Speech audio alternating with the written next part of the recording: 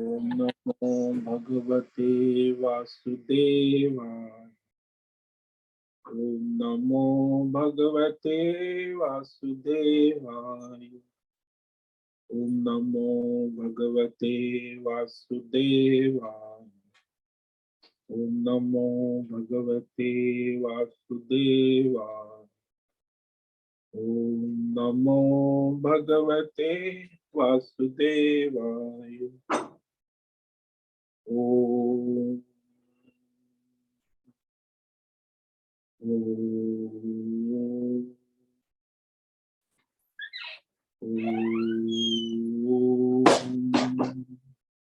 ओम श्री परमात्मने नमो नमः। ओम गणपतये नमो नमः। ओम सरस्वत्यै नमो नमः। ओम गुरुभ्यो नमो नमः। ओम सहनाववतु सहनौ भुनक्तु सह वीर्यं करवावहै तेजस्विनावधीतमस्तु मा विद्विषावहै। ओम शांति शांति शांति। सदाशिवसमारम्भां शंकराचार्य मध्यमाम् अस्मदाचार्यपर्यन्तां वन्दे गुरुपरम्परा। वन्दे गुरुपरम्परा। ओम पार्थाय प्रतिबोधितां भगवता नारायणेन स्वयं व्यासेन ग्रथितां पुराणम् मध्ये महाभारतम् अद्वैतामृतवर्षिणीं भगवतीम् अष्टादशाध्यायिनीम् अम्ब त्वामनुसन्दधामि भगवद्गीते भवद्वेषिणि गीते भवद्वेषिणि। वसुदेवसुतं देवं कंसचाणूरमर्दनं देवकी परमानन्दं कृष्णं वन्दे जगद्गुरुं। कृष्णं वन्दे जगद्गुरुं। नमस्ते परमं ब्रह्म सच्चिदानन्दरूपाय निर्गुणाय नमस्तुभ्यं। ओंकाराय नमो नमः। ओंकाराय नमो नमः। सर्वे दुर्गाणि तरन्तु सर्वे भद्राणि पश्यन्तु सर्वे सद्बुद्धिमाप्नोतु सर्वे सर्वत्र नंदतु। ओम तत्सत। ओम ओम ओम। आप सभी ऑनलाइन जूम नेटवर्क पर उपस्थित आज सुबह सभी भगवत गीता श्रवण साधकों को आज प्रातः का अभिवादन अभिनंदन अभिवंदन। हरि ओम हरि ओम हरि ओम। हम सबको आज का यह दिव्य दिन तन मन धन जन देश काल परिस्थिति अवस्था अध्यात्म भौतिक दैविक क्षेत्र सभी को अपने अपने पूर्व में अनंत जन्मों में किए हुए संचित पाप पुण्य धर्म अधर्म मिश्र कर्मों के पके हुए फल वर्तमान में आज अपने अपने प्रारब्ध अनुसार परमेश्वरीय अचिंत्य योग माया शक्ति के माध्यम से प्रसाद स्वरूप में प्राप्त हुआ है। अतः आज का यह दिव्य दिन परमार्थ हेतु निष्काम सेवा यज्ञ देव यज्ञ ऋषि यज्ञ पितृ यज्ञ भू यज्ञ भूत सात्विक दान शारीरिक वाचिक मानसिक तप निष्काम कर्म योग ध्यान योग भक्ति योग ज्ञान योग साधनाएं स्वाध्याय वेद शास्त्रों का अध्ययन अध्यापन उपासना आराधना के लिए समर्पित करे और कराए। अत्यंत दुर्लभ मनुष्य जीवन परमार्थ हेतु सार्थक करे और कराए। आज विक्रम संवत 2079 फाल्गुन मास शुक्ल पक्ष की द्वितीया तिथि है। ये कल सुबह 5:27 तक उसके बाद तृतीया तिथि लग जाती।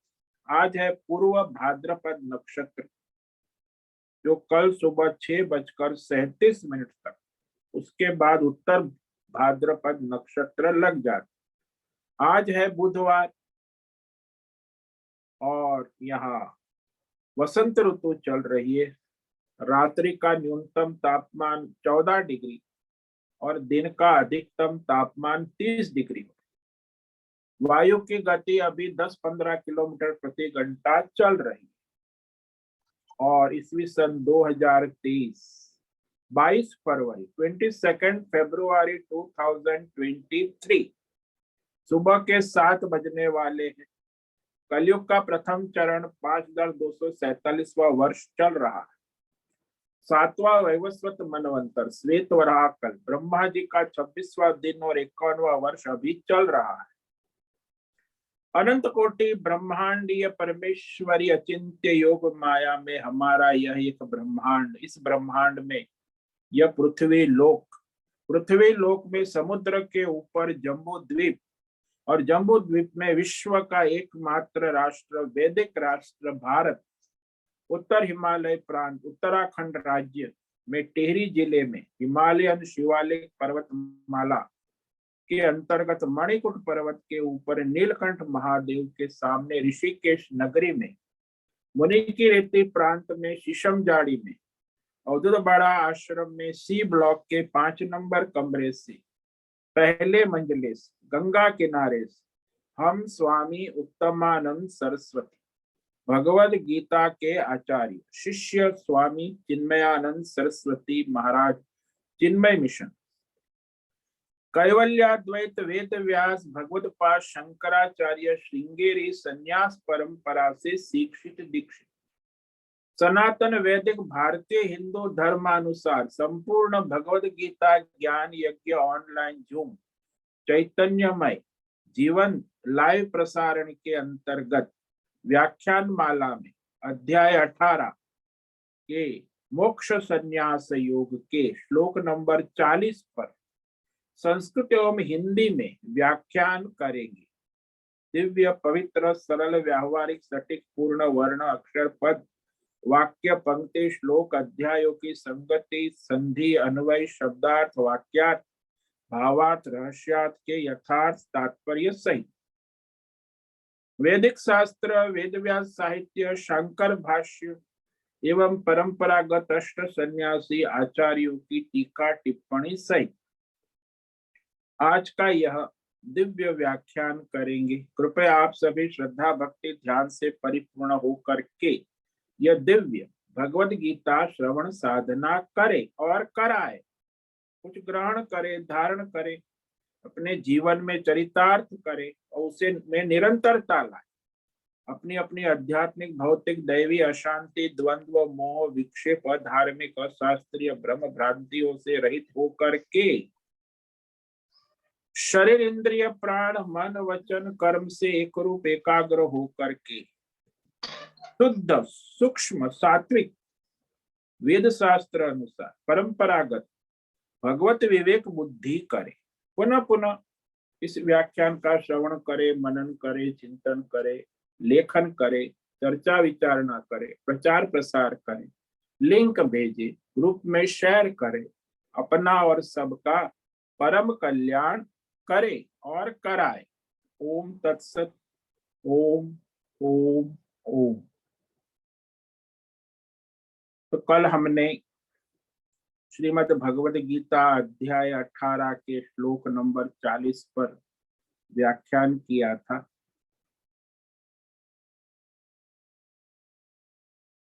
और उसके बाद भगवान ने स्पष्ट कर दिया कि वर्णाश्रम धर्म के अनुसार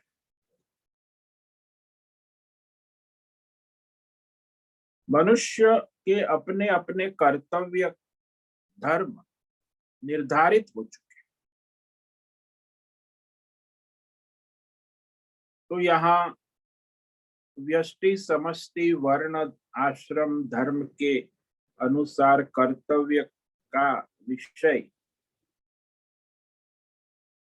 और वो वंश परंपरा हो, जन्म हो और वर्तमान कर्म हो, इस सब पूर्व के संचित कर्मों के अनुसार निर्धारित हो जाते। इसीलिए अपने अपने वर्तमान अधिकार के अनुसार कर्तव्य कर्म जो ठीक से करता है वर्ण आश्रम धर्म के अनुसार, तो ईश्वर का अनुग्रह होता है और वो उसी अनुग्रह से भगवत योग साधना की योग्यता प्राप्त निष्काम कर्म योग ध्यान योग कर सकते, अन्यथा नहीं। जिसने अपना कर्तव्य धर्म नहीं किया है, धर्म, वो परमार्थ कर नहीं सकता, उसकी योग्यता उसमें नहीं आ सकती। इसीलिए भगवान ने यहाँ कहा श्लोक नंबर 41 में, ब्राह्मण क्षत्रियं विंशा शूद्राणां च परन्तप सत्वं प्रकृतिजैर्गुणैः मुक्तं कर्मा कर्माणि प्रविभक्तानि स्वभाव प्रभवै गुणैः। तो ये ब्राह्मण क्षत्रिय वैश्य और शूद्र, ये जो चार वर्ण है, चारों वर्ण के कर्म, कर्तव्य कर्म वर्तमान जन्म में बटे हुए हैं। वो उनके स्वभाव प्रकृति से उत्पन्न, जो उनका स्वभाव कैसे बना, बोले अनंत जन्मों के संचित कर्मों के अनुसार वर्तमान जन्म में स्वभाव प्रकृति होती है। और उसने पिछले जन्मों में जिसने सात्विक कर्म किए हैं, तो वर्तमान जन्म में वो सात्विक ब्राह्मण जन्म होता है। पिछले जन्मों में राजोगुण तमोगुण कर्म बहुत, तो क्षत्रिय होता है। पिछले जन्म में तामसी और राजसी कर्म किए हैं, तो वैश्य कुल में जन्म। और पिछले जन्मों में यदि तामसी और राजसी कर्म की मात्रा अधिक है, तो क्षुद्र कुल में जन्म प्रकृति उसका देती है। इसीलिए उसी के कर्म के अनुसार उसी के कर्मों का हिसाब उसे मिलता है। तो ये स्पष्ट हो गया कि सारे मनुष्य जो है उसमें ये चार प्रकार के मनुष्य गुण के अनुसार, गुणई ही स्वभावई प्रभवई कर्माणि, बहुत ही स्पष्ट भगवान ने, क्योंकि सारा संसार त्रिगुणात्मक है और मनुष्य का जन्म उसी संसार में होता है, और उसी के कर्म के अनुसार फिर उसके कर्तव्य कर्म जन्म से निर्धारित हो जाते, बट जाते। प्रविभक्तानि, ब्राह्मण होता है तो उसमें 80% सत्व गुण की मात्रा, 15% रजोगुण और 5% तमोगुण की मात्रा। क्षत्रिय है उसमें 80% रजोगुण होता है, 15% सत्व गुण होता है और 5% तमोगुण होता है। वैश्य में 80% रजोगुण होता है, 15% तमोगुण होता है और केवल 5% ही सत्व गुण होता है।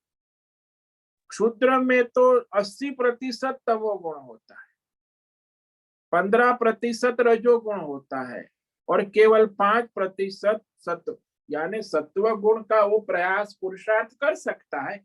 सभी वर्ण आश्रम जो है वो सात्विक धर्म कर्म के लिए स्वतंत्र है, यदि वो पुरुषार्थ करे तो कर सकते। ऐसा नहीं कि इसका प्रभाव ही ऐसा है वैसा ही करेगा, नहीं नहीं, वो उसका जो भी प्रकृति स्वभाव है उसमें वह अपनी प्रकृति मुख्य है, और बाकी दूसरे जो ब्राह्मण के कर्तव्य कर्म है, दैवी गुण है, उसके लिए वो साधना तप पुरुषार्थ करने के लिए स्वतंत्र है, मतलब अपने स्वभाव का गुलाम नहीं है।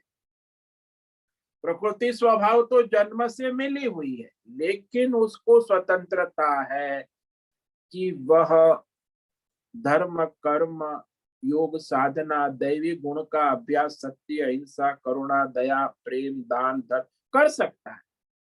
यदि करना चाहे पुरुषार्थ पुरुषार्थ विशेष प्रयत्न करके कर सकता है। इसीलिए ये सभी प्रकृति स्वभाव जो है, जैसे हम देखते हैं कि सहज होती है ना, जन्मजात प्रकृति, सहज स्वभाव प्रकृति ब्राह्मण का, क्षत्रिय जाति, वैश्य जाति और क्षुद्र जाति। इसलिए तो जाति हमारे यहाँ जाति है और वैदिक काल से है, उसको देखकर चलने वाले का तो क्यों है, उसका यही प्रमाण है कि क्यों है आप पूछते हो। ऐसा अभी जमाना बदल, कोई भी जमाना हो, पूर्व में जो उस संस्कार है अनंत जन्मों के जन्मांतर में, जो उसने संचित कर्म किए हैं सात्विक राजसी तामसी, जो उसकी मात्रा अधिक है, तो उसी के पूर्व जन्म के किए हुए संचित कर्मों के संस्कार उसके सूक्ष्म शरीर में अंतकरण में पड़ते हैं, रिकॉर्ड होते हैं। और वही संस्कार जो है, वह संचित संस्कार वर्तमान जन्म में वह प्रकट होते हैं, कर्तव्य कर्म के रूप में प्रकट हो जाते हैं। इसीलिए सभी लोगों का, सभी मनुष्य का संसार में और प्रकृति समाज जाति का स्वभाव जो है व्यष्टि समष्टि, भाई एक व्यक्ति ब्राह्मण है तो ब्राह्मण जाति उनके समाज भी है, उसमें भी हजारों लाखों ब्राह्मण है, करोड़ों ब्राह्मण है, करोड़ों क्षत्रिय है, करोड़ों वैश्य है, करोड़ों शूद्र है, तो उसमें एक व्यक्ति भी उसी जाति के साथ जुड़ा हुआ है ना। तो इस प्रकार उसका स्वभाव प्रकृति उसी अनुसार चल, उसी में प्रवृत्ति देखी जाती है। बहुत से मनुष्य चाहते हैं कि हम सत्य अहिंसा दया करुणा के मार्ग पर चले, लेकिन ये जो प्रकृति है उनको उस तरह मार्ग पे चलने में बाधा, इसलिए उसे विशेष पुरुषार्थ प्रयत्न करना पड़ता। कई लोगों को तो ये सत्य अहिंसा दया करुणा पसंद ही नहीं होती, क्योंकि वो तामसी प्रकृति का है, राजसी है, तो वो अशांति असत्य हिंसा उसी में उनको मजा आता है। भाई शांति सत्य अहिंसा दया करुणा वो तो केवल उनको लिए सुनने की बात है ना, सुनना है। तो उनको स्वभाव प्रकृति ऐसी होती। फिर धार्मिक कार्यों में भी हमने आजकल देखा है कि जो सात्विक कार्य है वहां भी आजकल खूब लोग हो हल्ला, बाजा बैंड बाजा भागवत कथा रामायण कथा हल्ला गुल्ला हो हा करेंगे, फिर अंत में कहेंगे आज के आनंद की जय। क्या आनंद है, हो हल्ला गुल्ला फुल्ला किया, कोई विवेक नहीं हुआ, कोई ज्ञान नहीं हुआ, कोई सत्य अहिंसा दया करुणा कुछ नहीं, वो हल्ला भोग। तो वहां अध्यात्म में भी जिसकी जैसी प्रकृति होती है वैसा उनका आध्यात्मिक प्रयास होता है, सत्संग होता है। क्षुद्र लोग भी सत्संग करते, उनका सत्संग वैसा होता है। वैश्य भी सत्संग करेगा तो व्यापार करेगा, क्षत्रिय सत्संग करेगा तो उसका क्षत्रिय वैसा राजसी होगा, ब्राह्मण का सत्संग ब्राह्मण सात्विक होगा। तो सभी अपने अपने स्वभाव प्रकृति के अनुसार, क्योंकि उनको उसकी प्रकृति के अनुसार वो चीज ओपन किया मिले, है, वो बाजू का दार ओपन किया है। अनुसार जो चीज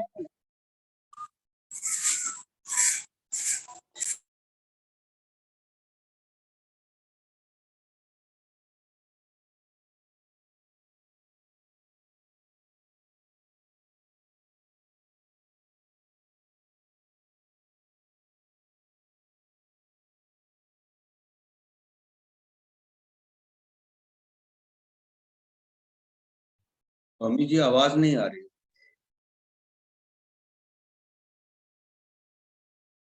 स्वामी जी आपकी आवाज नहीं आ रही है।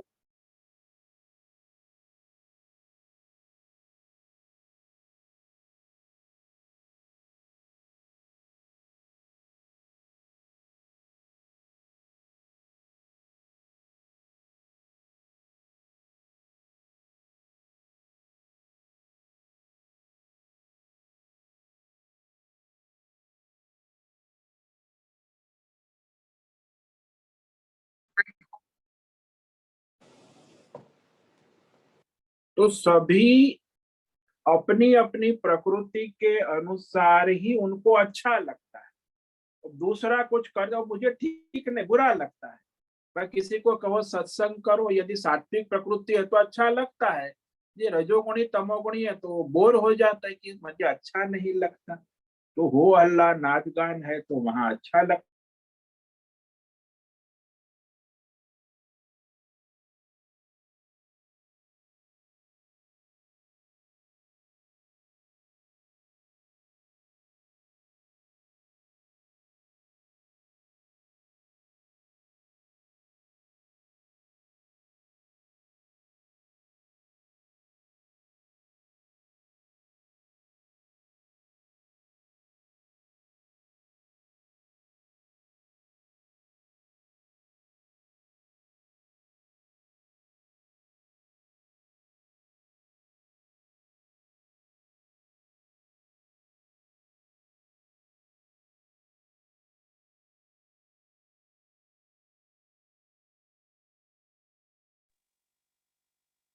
स्वामी जी की आवाज नहीं आ रही है।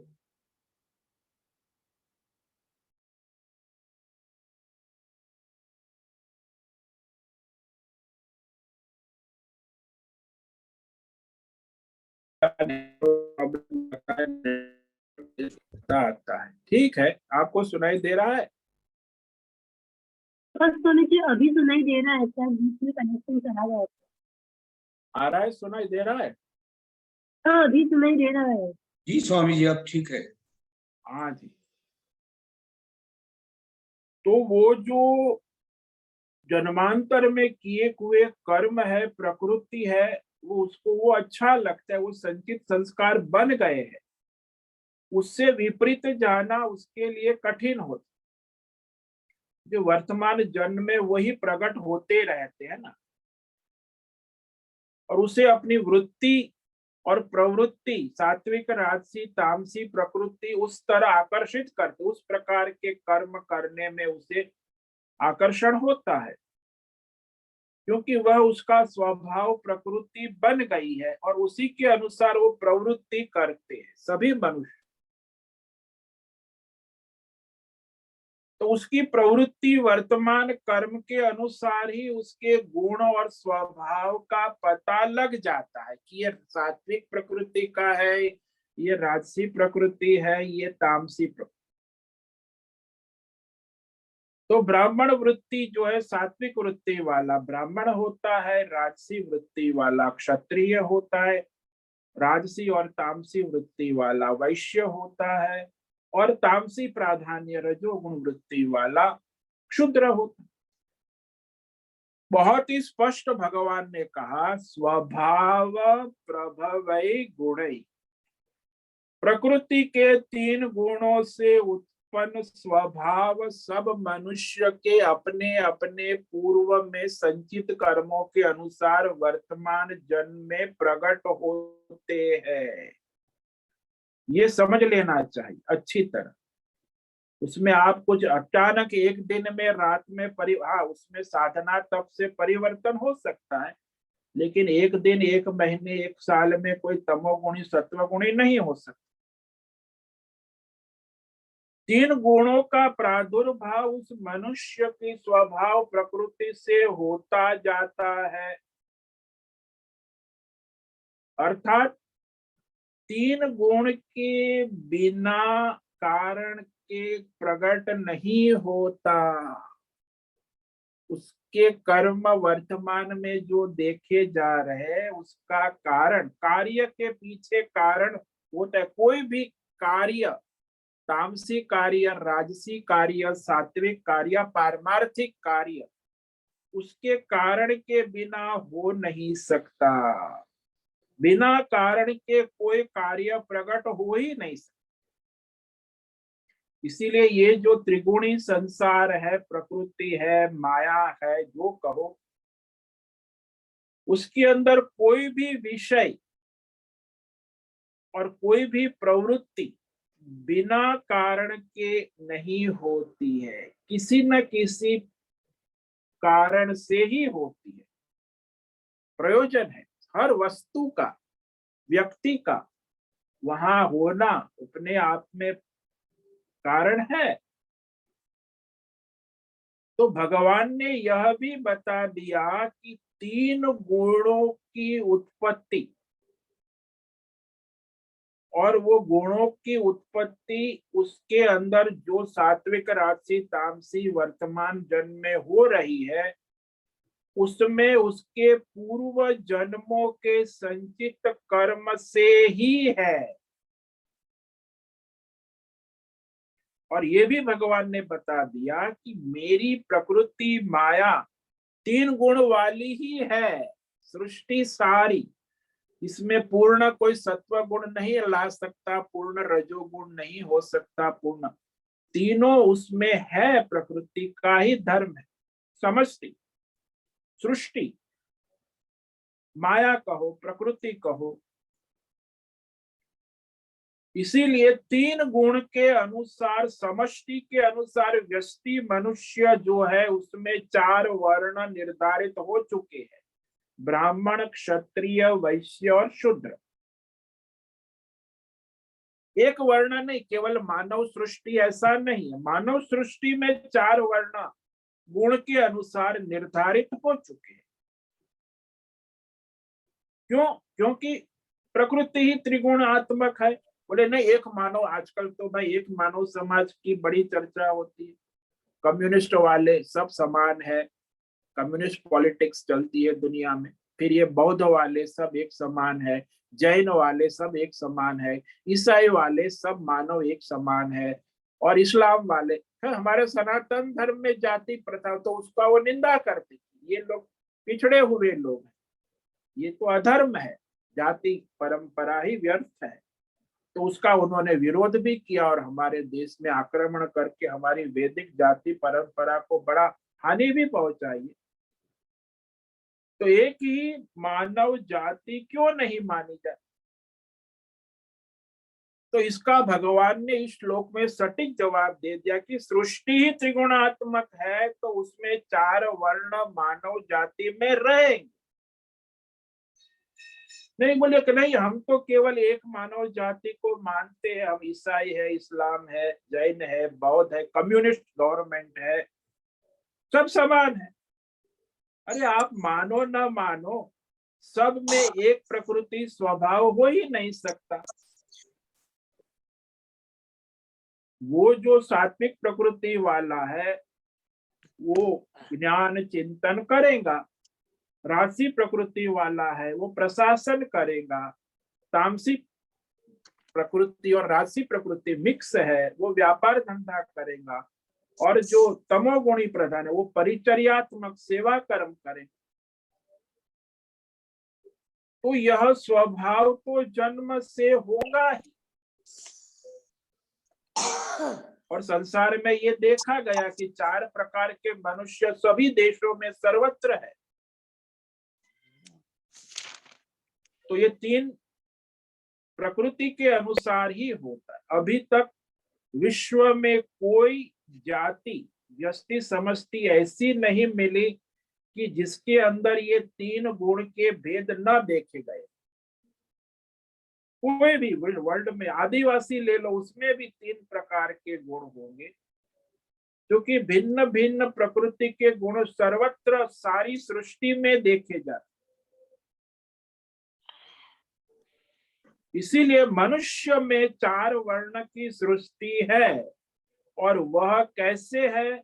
मेरी त्रिगुणी प्रकृति के कारण ही है। भगवान की त्रिगुणात्मक माया अचिंत्य शक्ति है, और सभी मनुष्य के संस्कार और प्रत्येक जाति और व्यक्ति उसके संचित कर्म संस्कारों के कारण ही है। मनुष्य के अपने अपने कर्तव्य कर्म के अनुरूप ही उसे प्रकृति में विभाग हो गया है, इसीलिए वह बढ़ गया है। आप स्वीकार करो अपने व्यक्तिगत स्तर पर या सामाजिक, या ना करो, सात्विक प्रकृति वाले जितने कर्म बताए वे सारे वही होंगे। वो ब्राह्मण में ही सत्य, अहिंसा, दया, करुणा सहज होगा। इसका मतलब ये नहीं कि दूसरे लोग नहीं कर सकते, दूसरे लोगों को पुरुषार्थ करना पड़ेगा, उसमें गौण है, इसमें सहज है, उसका जन्मजात स्वभाव है। इसीलिए सत्य, अहिंसा, दया, करुणा क्षुद्र करना हो तो उसे विशेष साधना तब पुरुषार्थ करना होगा, तब उसमें वो आएगा। जैसे आपको दृष्टांत दे कि एक मनुष्य जो था ईसाई, तो वह बस में जा रहा था, तो बस में एक पंजाबी मनुष्य भी था और बस में धक्का मुक्की हो रही थी। ईसाई ने पंजाबी को धक्का दे दिया, पंजाबी ने ईसाई को धक्का दे दिया। सब हट्टे कट्टे, पंजाब में तो सब हट्टे कट्टे होते, ईसाई भी पंजाबी था हट्टा कट्टा। अब वो तगड़ा पंजाबी था, तो वो ईसाई के सामने बोलचाल हो गई, उल्टा सीधा बोल दिया, तो पंजाबी ने उस तगड़े ईसाई को एक चाटा मारा। तो वो ईसाई बाइबल पढ़ा हुआ था, जानता था क्राइस्ट ने क्या कहा है, धर्म, ईसाई धर्म, तो उसने पढ़ा था, सुना था सत्संग अपने फादरों से, तो उसने कहा अरे दूसरा गाल लगा दे, लगाओ, दूसरी थप्पड़ लगाओ। एक गाल को चाटा मार दिया, तो हमारे धर्म में है कि दूसरा चाटा, तो वो पंजाबी ने दूसरा चाटा मार दिया, दूसरे गाल पर उसने लगा दिया, थप्पड़ मार दिया। अब वो ईसाई था, वह बड़ा तगड़ा था, फिर दूसरी जने थप्पड़ मार दी, तो उसने उस पंजाबी को उठाया, उठाकर चालू बस से रास्ते पर फेंक दिया, दरवाजे से। तो लोगों ने कहा कि अरे तुमने तो फिर एक कहा था, एक थप्पड़, फिर दूसरे गाल भी दे दिया, दूसरा थप्पड़ भी खा लिया, फिर उसे उठा के क्यों फेंक दिया? तो कहते देखो हमारे बाइबल में लिखा है एक थप्पड़ मारे तो दूसरा थप्पड़ ले लेना, लेकिन उसके बाद क्या करना है ये नहीं लिखा है ना। तो उसने दूसरी थप्पड़ मारी, उसके बाद आगे क्या करना है वो मैं स्वतंत्र हूं ना, इसीलिए मैंने फिर अपना काम किया, उसे बस से उठा के फेंक दिया। तो देखो धर्मशास्त्र का ये अर्थ करते हैं। तो दूसरे थप्पड़ के बाद मैं स्वतंत्र हूं, इसलिए उसे बाहर फेंक दिया। अब उसका स्वभाव कोई सत्य, दया, करुणा, अहिंसा का है ही नहीं, वो तो क्षत्रिय है, इसीलिए वो उसका स्वभाव है वो प्रकट हो गया। तो सुना है सत्संग, लेकिन सत्य, दया, करुणा तो अंदर है नहीं, वो तो क्षत्रिय, शौर्य, वीर्य, बल, साथ।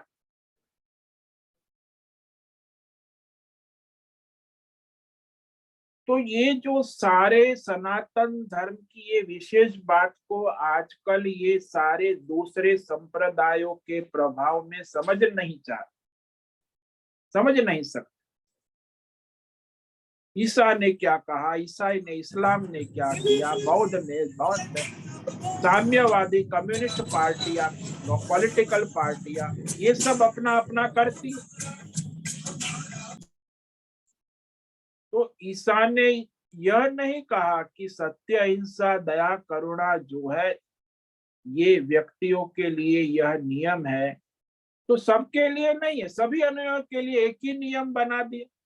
सनातन धर्म में ये सब जो है एक ढर्रे पर चलने की बात नहीं है भाई, प्रकृति स्वभाव के अनुसार मनुष्य के कर्तव्य धर्मों का विधान किया गया है।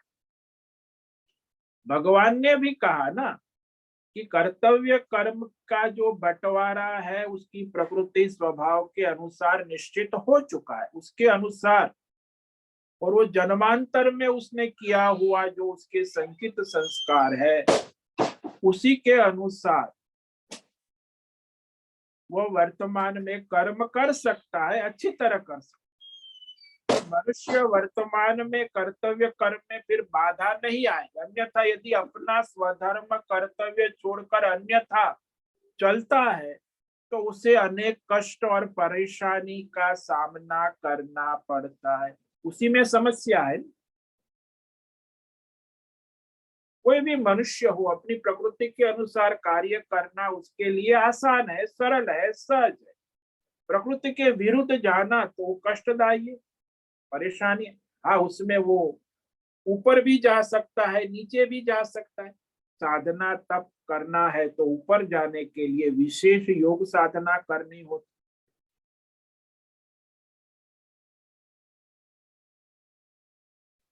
तो यहाँ भी एक समाज में प्रश्न होता है कि यदि वेद शास्त्र ने ब्राह्मण क्षत्रिय वैश्य शूद्र 4 वर्णों के लिए उनके कर्तव्य कर्मों का विधान किया है, भगवान ने किया है, सृष्टि में निर्धारित है, तो फिर यह कैसे कह सकते हैं कि सत्व गुण जो है, रजोगुण है, तमोगुण है, उसी अनुसार बांटे गए हैं, तो गुण के अनुरूप ही है।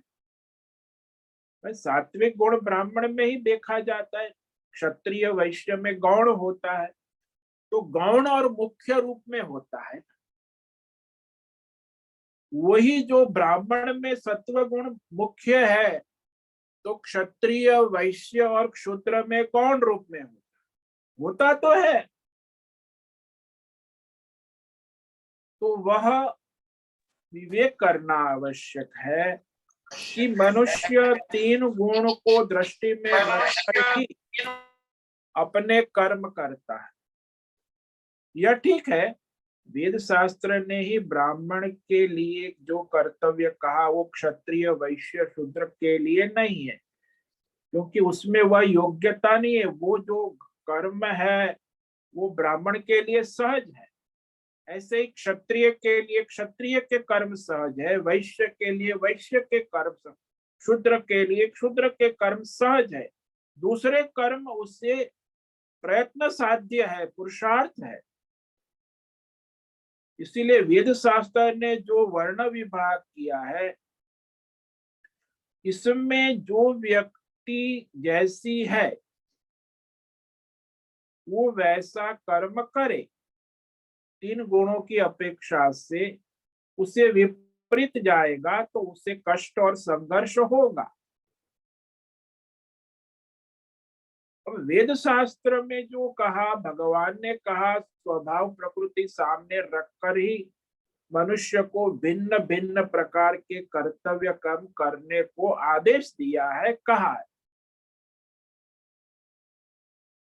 लेकिन जो लोग इस शास्त्र आचार्य परंपरा को जानने वाले नहीं, किसी को देखकर देखा देखी में लौकिक कर्म करते हैं, उनके अंदर कोई वह विवेक गुण स्वभाव प्रकृति नहीं। वो सब करते हैं तो मैं करता हूँ, उसने किया तो मैंने किया।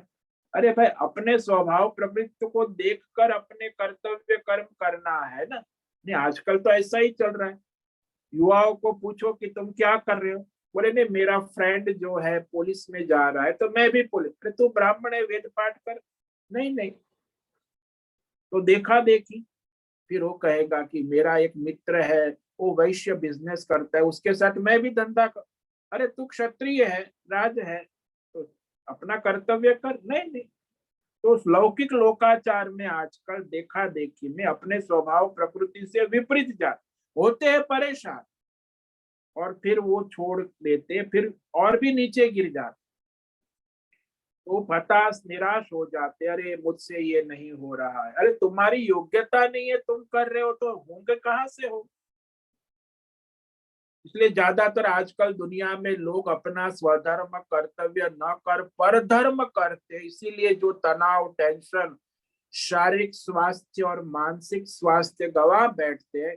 दुनिया में आज ऐसे ही है, जो कर्तव्य भ्रष्ट है, 90% बीमार है, शारीरिक रूप से मानसिक रूप से भ्रष्ट है, क्योंकि उनको कर्तव्य का विवेक करना ही नहीं है, किया भी नहीं है, और कर्तव्य भ्रष्ट जीवन है, इसीलिए परेशान रहते हैं।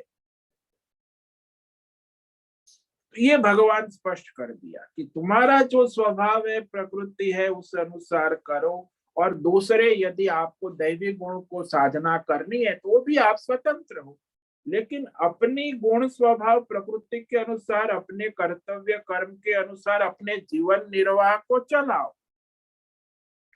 जीवन निर्वाह में तुम और कुछ नहीं कर सकते, अपना कर्तव्य ही कर सकते। तो इस प्रकार यहाँ भगवान ने सत्वगुणी प्रकृति वाला जो मनुष्य है वो दैवी गुण वाला होता है। और दैवी गुण तो सबका लक्ष्य है ना। अंतिम तो भाई शूद्र का, वैश्य का, ब्राह्मण का, क्षत्रिय का लक्ष्य तो दैवी गुण परमार्थ ही है ना। तो उसके लिए वो प्रयत्न कर सकता है, लेकिन ब्राह्मण जो है उसमें ये दैवी गुण सहज होते। तो वह आगे भगवान ब्राह्मण के दैवी गुण कहेंगे जो ब्राह्मण में सहज है। आगे 9 गुण कहेंगे श्लोक। तो इस श्लोक को तो आज पढ़ेंगे कि ब्राह्मण की प्रकृति स्वभावी सहज, उसमें दैवी गुण होते हैं। तो ये कह रहे हैं भगवान आगे श्लोक नंबर 42। इस श्लोक को आज पढ़ते हैं, इस पर व्याख्यान कल करेंगे।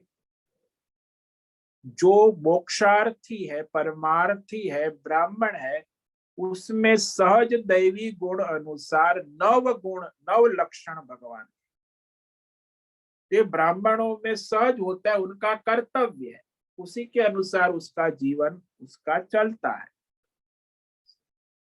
शमो दम तप शौचम क्षान्तिरार्जवमेव च ज्ञानम विज्ञानम आस्तिक्यम ब्रह्म कर्म स्वभावजम। तो ब्राह्मण के 9 दैवी गुण कहे, ब्राह्मण में ही होते हैं दैवी, और दूसरों के लिए तो पुरुषार्थ प्रयत्न साध्य है, ब्राह्मण में सहज होते हैं, जन्म से ही होते। शम, इंद्रियों का, मन का संयम। दमः, 10 इंद्रियों का संयम। तपः, शारीरिक वाचिक मानसिक तप, धर्म का पालन करना। शौचम, पवित्रता, मन की और तन की और धन की, कायी वाचिक मानसिक पवित्रता। शांति, दूसरों के अपराधों को क्षमा करना, अन्याय को क्षमा करना। सहनशीलता, आर्जवम, सरलता, निष्कपटता, रुजुता होती है। आस्तिक्यम, वेद शास्त्र, आचार्य परंपरा, देवी देवता, ईश्वर, लोक परलोक, पुनर्जन्म में उनकी अस्ति इति बुद्धि होती। आस्तिक्य यानी अस्ति भाव, श्रद्धा। ज्ञानम, वेद शास्त्रों का, धर्म शास्त्रों का अध्ययन अध्यापन करते हुए उनमें ज्ञान भी होता है और उसकी अनुभूति भी होती है। विज्ञानम, अनुभव युक्त ज्ञान को विज्ञान कहते हैं। केवल शब्द प्रोफेसर का ज्ञान है वो ज्ञान है, लेकिन जिसने जीवन में अनुभूति कर, तो अनुभव से युक्त प्रत्यक्ष ज्ञान है, वो विज्ञान है। तो ये सब ब्राह्मण में जन्म से स्वाभाविक होते, स्वभावजम, सहज होते हैं। तो इस दैवी गुणों पर हम कल व्याख्यान करेंगे। तो आज जो भगवान ने कह दिया कि व्यष्टि समष्टि ब्राह्मण जाति और व्यक्ति, उसके जो कर्तव्य कर्म है वह वंश परंपरा, वो जन्म से वर्तमान में उसके प्रकृति स्वभाव के अनुसार त्रिगुणात्मक ही होती है। ब्राह्मण क्षत्रिय विंशाम प्राणाम च पंतप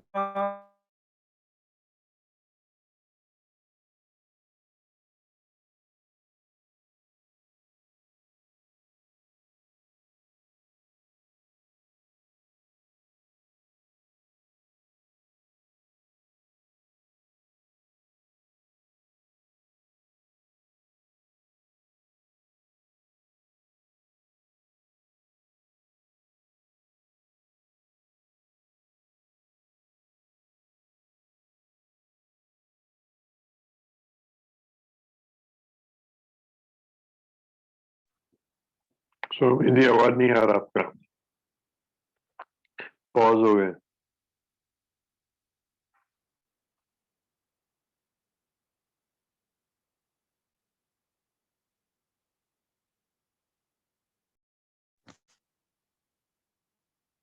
आवाज येत नाहीये.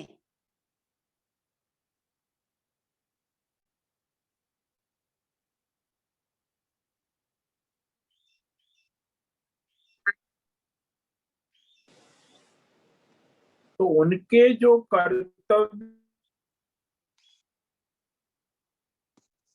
के प्रकृति से उत्पन्न 3 गुणों द्वारा प्रविभक्तानि यानी बांटे गए हैं, उसके विभाग रखे गए हैं। उनकी प्रकृति स्वभाव उनके संचित कर्मों के अनुसार है। स्वभाव प्रकृति अनुसार स्वधर्म कर्तव्य यदि वो ईश्वर समभाव से करते हैं तो वो परमात्मा की ओर आगे बढ़ सकते, लेकिन कामना से प्रेरित करते तो उसी में लगे रहते, तो उसमें भी उसको स्वतंत्रता है कर्तव्य कर्म में, सकाम और निष्काम।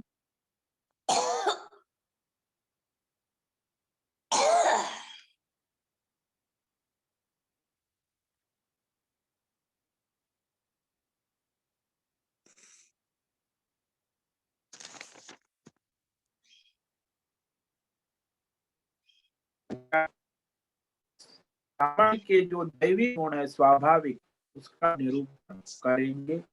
ओम नमो नारायणाय, ओम नमो नारायणाय, ओम नमो नारायणाय, ओम नमो नारायणाय, ओम नमो नारायणाय। कायेन वाचा मनसेन्द्रियैर्वा बुद्ध्यात्मना वा प्रकृते स्वभावात् करोमि यद्यत् सकलं परस्मै नारायणायेति समर्पयामि, नारायणायेति समर्पयामि। ओम सर्वे भवन्तु सुखिनः, सर्वे सन्तु निरामया, सर्वे भद्राणि पश्यन्तु, मा कश्चित् दुःखमाप्नुयात्। अस्तु मा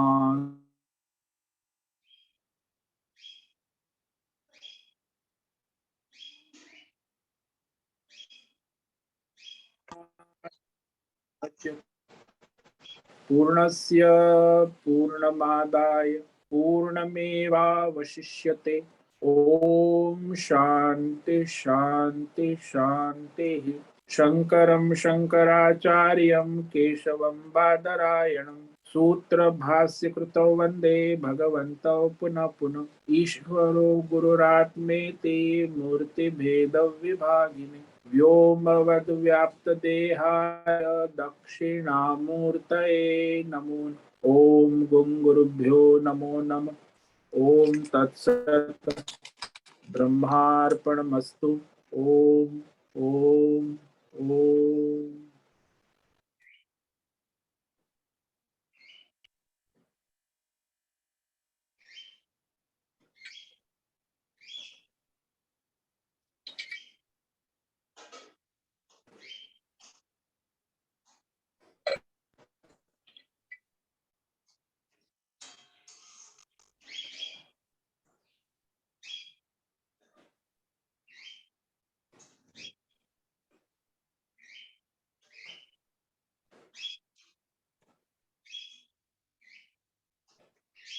अंजलि जोशी का ऑडियो चालू है।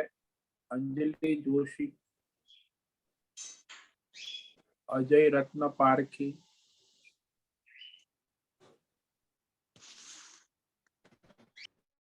अनु जेठे,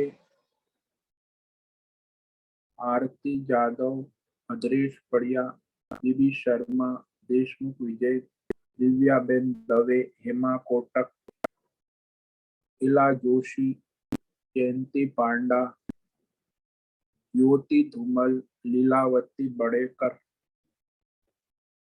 मेधा जोशी, मीरा उचिल, निकिता पटेल, नीली कोपरकर, पंकज भट्ट, प्रसाद कोपरकर, राजेश अंग्रेजी, राजेश मोलकर,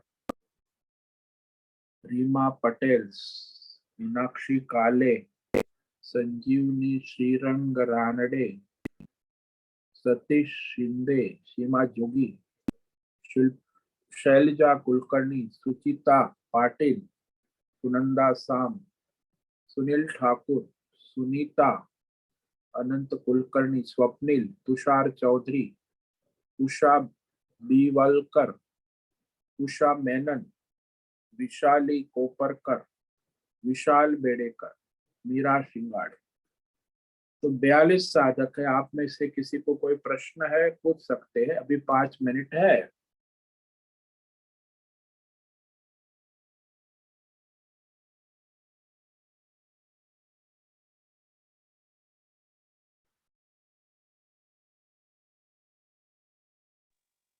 ओम नमो नारायण स्वामी जी। ओम नमो नारायण, बोलो। स्वामी जी, अभी आपने बताया कि हमारे पिछले जन्म के कर्म के अनुसार हमें ये वर्ण और जाति मिलते हैं। हाँ जी। तो इस जन्म में जो वर्ण और जाति हमें प्राप्त हुए हैं, उसके कर्तव्य कर्म करते करते हमें साथ में ये परमार्थ का पुरुषार्थ तो करना ही है ना? हाँ, वो आप स्वतंत्र है ना, आप परमार्थ दैवी गुण के लिए पुरुषार्थ कर सकते हैं। वो तो कोई भी क्षुद्र भी कर सकता है, ब्राह्मण क्षत्रिय वैश्य शूद्र सभी के लिए स्वतंत्रता है। वो उनका प्रकृति जो भी कर्तव्य स्वधर्म है वो करते करते साथ में हम लोग ये देवी गुण भी अपने अंदर ला सकते हैं ना? हाँ, क्यों नहीं। आप अपना उसके लिए, वो आपके लिए सहज नहीं है, पुरुषार्थ साध्य है। ब्राह्मण में वो सहज है। तो ब्राह्मण में दैवी गुण सहज है, उसे कोई प्रयत्न पुरुषार्थ करनी नहीं पड़ती है। तो इन लोगों दूसरे वर्ण वालों को प्रयत्न पुरुषार्थ से प्राप्त हो सकते हैं। उसके लिए उसे पुरुषार्थ साधना तब करना होगा। बाकी सबके लिए तो स्वतंत्रता है ना ऐसे। लेकिन प्रकृति है, वो उसकी स्वतंत्रता प्रकृति में तो स्वभाव में सहज है ना वहां तो। लेकिन बाकी प्रकृति के विरुद्ध जाना है तब उसमें पुरुषार्थ विशेष प्रयत्न आवश्यक।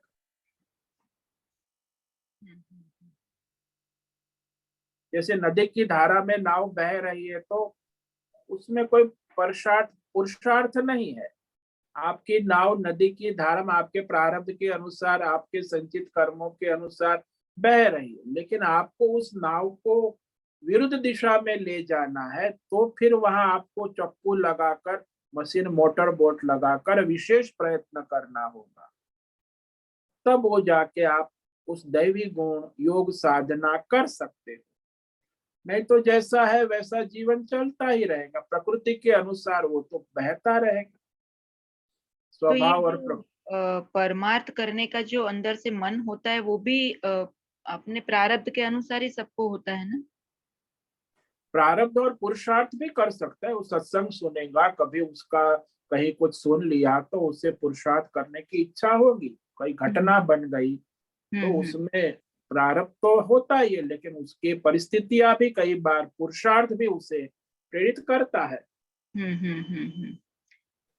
तो मनुष्य पुरुषार्थ से बहुत मतलब ऊपर भी उठ सकता है और नीचे भी जा सकता है। हाँ हाँ हाँ, वो जैसा करेगा कर्म, तामसी कर्म करेगा तो नीचे जाएगा। ब्राह्मण जो है, क्षत्रिय है, वैश्य है, शूद्र है, और अपने ऊपर का पुरुषार्थ करे तो ऊपर जाएगा, नीचे का पुरुषार्थ नीचे जाएगा।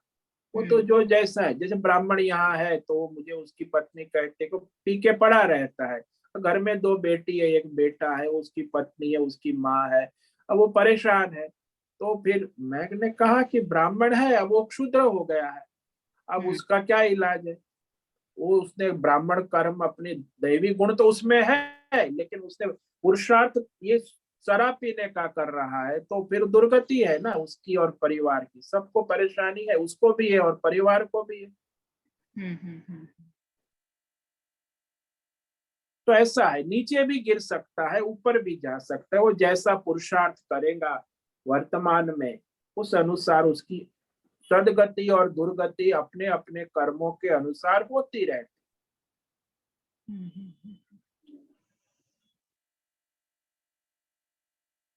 तो कर्म ही अपना जो वर्तमान कर्म है, आज आप क्या कर रहे हो, वही आपके जीवन का केंद्र बिंदु है। क्या करते थे, क्या करोगे, वो तो बाद में देखा जाएगा। जो कर रहे हो, तो क्या किया था उसी अनुसार कर रहे हो। अब क्या करोगे वो तो अभी वर्तमान पर ही निर्भर है ना। अभी आपके कर्म है वही निर्णय करेंगे। तो वर्तमान क्षण, वर्तमान दिन और वर्तमान जन्म महत्व का है। उसी में आप पुरुषार्थ करके ऊपर जा सकते हो, नीचे जा सकते हो, वो स्वतंत्र हो आप पुरुषार्थ करने के। प्रारब्ध में स्वतंत्र नहीं हो। प्रारब्ध तो जो है वो है। प्रारब्ध में कोई स्वतंत्रता नहीं, किसी को भी नहीं है, क्यों पुरुषार्थ में है। तो प्रारब्ध से क्षत वैश्य है तो उसे वैश्य पुरुषार्थ सहज है, लेकिन वो दैवी गुण के लिए उसे विशेष पुरुषार्थ करना पड़ेगा। वो वर्तमान में करेगा, अभ्यास करेगा तो दैवी गुण आएगा उसे, भले बनिया है, वैश्य है। समझ में आया? हाँ, मतलब पुरुषार्थ से हम अपना नया प्रारब्ध बना सकते हैं। नया प्रारब्ध, प्रारब्ध नया चुना नहीं होता, प्रारब्ध अच्छा। प्रारब्ध होता है। प्रारब्ध मतलब नया आगे का मतलब जो संचित है वो वही रहेंगे, प्रारब्ध वही रहेगा, मगर हम लोग अगले जन्म का नया कुछ कर सकते हैं अपने लिए। हाँ, तो पुरुषार्थ से आपका भविष्य परिवर्तन हो सकता है, लेकिन आपका भूतकाल संचित और प्रारब्ध में कोई परिवर्तन नहीं हो सकता। अच्छा। संचित संचित हो गए ऑलरेडी, वो हाँ, बराबर। प्रारब्ध अभी चल रहा है, वो ऑलरेडी संचित से प्रारब्ध हो गए, उसमें भी कोई। आप पुरुषार्थ से अपने आगामी भविष्य में परिवर्तन ला सकते हैं। भूतकाल और वर्तमान प्रारब्ध में कोई परिवर्तन नहीं हो सकता।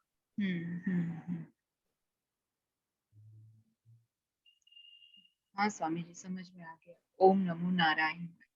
ठीक है, प्रणाम ओम स्वामी नमः। जी, ओम नमो नारायणाय। बोलो। स्वामी जी, गुरु कृपा से क्या हो सकता है?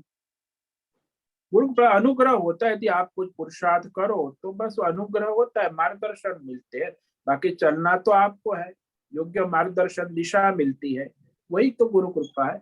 बाकी पुरुषार्थ गुरु थोड़ी करेगा आपके लिए, आपको स्वयं पुरुषार्थ करना होगा। वो तो मार्गदर्शन दे सकते, सही दिशा दे सकते, वही अनुग्रह है, कृपा है। समझ में आया? हाँ स्वामी, ओम नमो नारायण। प्रणाम। ओम नमो नारायण। ठीक है, समय पूरा हो गया। सभी साधकों को आज का ओम नमो नारायणाय। सबको ओम नमो नारायण। ओम नमो नारायण स्वामी।